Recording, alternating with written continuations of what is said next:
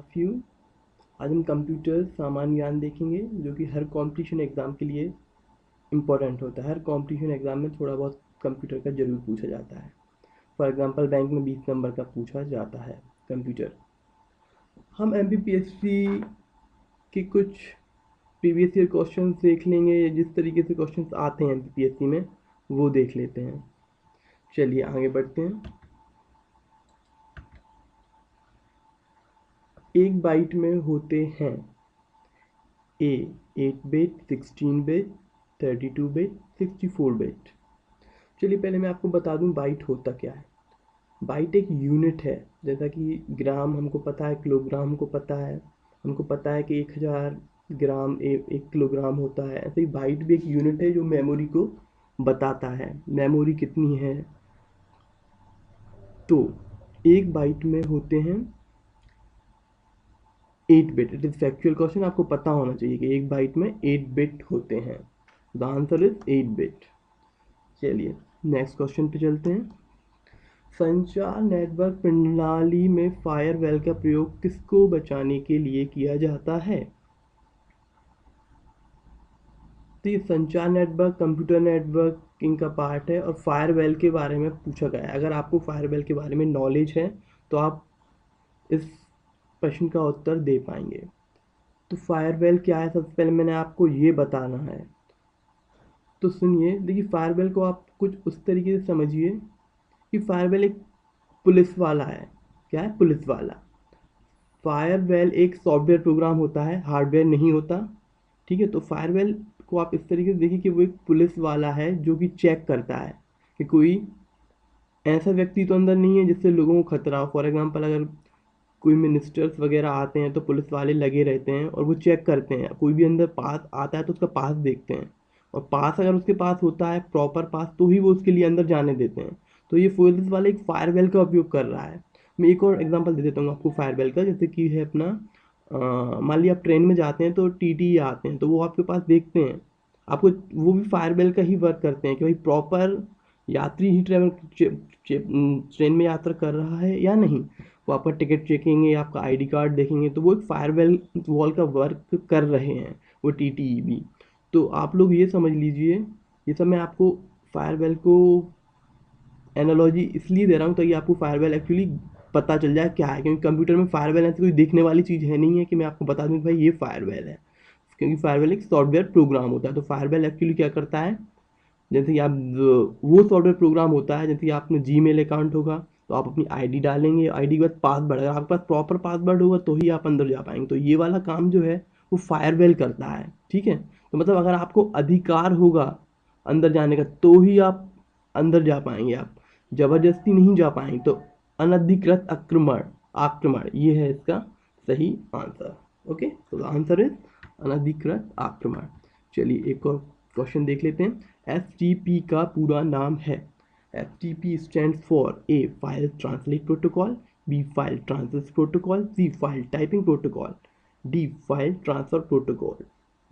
देखिए दोस्तों, ये FTP इसका अपन इंग्लिश में ही देखना चाहिए। इसके ऑप्शन मैंने इंग्लिश में इसलिए लिखे हैं ताकि इंग्लिश में अपन को अच्छे से समझ में आते हैं, क्योंकि ये इंग्लिश वर्ड है, जिसके जो फुल फॉर्म है वो इंग्लिश में है, इसलिए इंग्लिश में ही उनको देखना, पढ़ना और याद रखना सही रहता है। तो इसका ये फैक्चुअल क्वेश्चन है और इसका आंसर है D फाइल ट्रांसफ़र प्रोटोकॉल। चलिए आपको बता देता हूँ कि फाइल ट्रांसफ़र, थोड़ी जानकारी दे देता हूँ फाइल ट्रांसफ़र प्रोटोकॉल क्या है। प्रोटोकॉल मैं अपने पिछले वीडियो में बता चुका हूँ प्रोटोकॉल है क्या, क्या होता है। आप जाके उसको देख सकते हैं अगर आपको डिटेल में अंडरस्टैंडिंग चाहिए। अभी फ़िलहाल मैं आपको इतना बताता हूँ। 4 प्रोटोकॉल्स रूल्स होते हैं जो कम्युनिकेशन में उपयोग किए जाते हैं। जैसे कि आपने किसी को कोई मैसेज भेजा, आपने व्हाट्सएप पे मैसेज भेजा या कहीं पे भी ईमेल भेजा किसी को, या फिर आप फाइल कॉपी कर रहे हैं कंप्यूटर से पेन ड्राइव में, तो कंप्यूटर और पेन ड्राइव के बीच में रूल्स होते हैं, उनके बीच में ही वो ट्रांसफ़र करते हैं फाइल। तो वो फाइल ट्रांसफ़र प्रोटोकॉल वो कहलाता है, वो रूल्स होते हैं, उनको फॉलो करके वो ट्रांसफ़र करते हैं फाइल। ठीक है, तो FTP का पूरा नाम है फाइल ट्रांसफ़र प्रोटोकॉल। ठीक है दोस्तों, चलिए आगे बढ़ते हैं।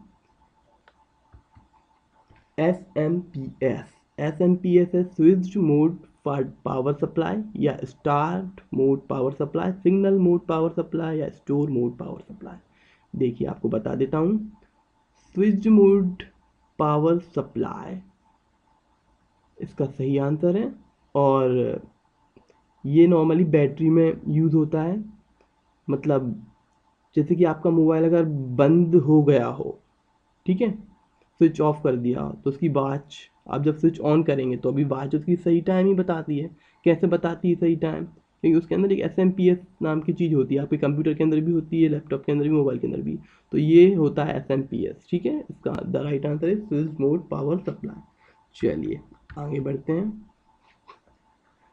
जंक ईमेल डैश भी कहा जाता है। तो इसमें ये अपन से पूछ रहा है कि जंक ईमेल क्या है। अगर आपको नॉलेज होना चाहिए जंक ईमेल के बारे में, ईमेल तो आजकल आप सबको पता ही होगा ईमेल क्या होता है। अब जंक ईमेल क्या चीज़ है? तो ऑप्शन है स्पूफ, स्पूल, स्निफर, स्क्रिप्ट या स्पैम। तो मैं बता देता हूँ आपको, जंक ईमेल कहलाता है, इसका आंसर है डी, स्पैम।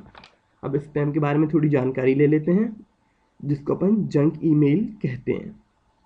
देखिए जैसे कि आपको मेल आया कोई सा, अगर उसमें मान लो आपने कोई फॉर्म भरा, तो आपको डू नॉट रिप्लाई करके इस तरीके से कोई मेल आता है ना, तो उसमें आपका नाम लिखा होता है, जैसे कि डियर XYZ या फिर डियर राम, अगर आपका नाम राम है तो इस तरीके से उसमें लिखा होता है डियर राम। तो वो क्या है, आप ऐसे कई तरीके होते हैं जिससे अपन समझ सकते हैं कि जंक ईमेल या मतलब कि स्पैम है या नहीं। उसमें आपका रोल नंबर भी आया था, सब आया था। लेकिन कुछ जंक ईमेल ऐसे होते हैं वो सबको ही आते हैं, ठीक है। मतलब उसमें लिखा रहता है हेलो डियर, उसमें आपका नाम नहीं लिखा रहेगा, सिर्फ हेलो डियर लिखा रहेगा उस मेल में, ठीक है। और नीचे सारी इन्फॉर्मेशन भी उसमें कुछ पार्टिकुलर स्पेसिफिक नहीं होगी कि वो आपके ही लिए है इन्फॉर्मेशन।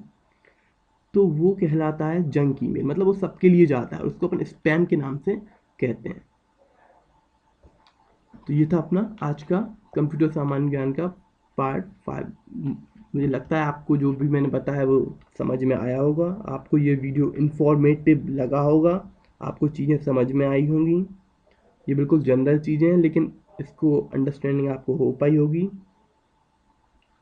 अगर आपको वीडियो इन्फॉर्मेटिव लगा हो तो अपने दोस्तों को बताइए, शेयर कीजिए।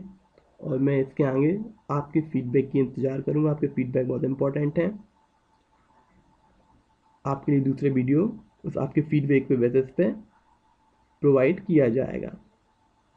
Thank you.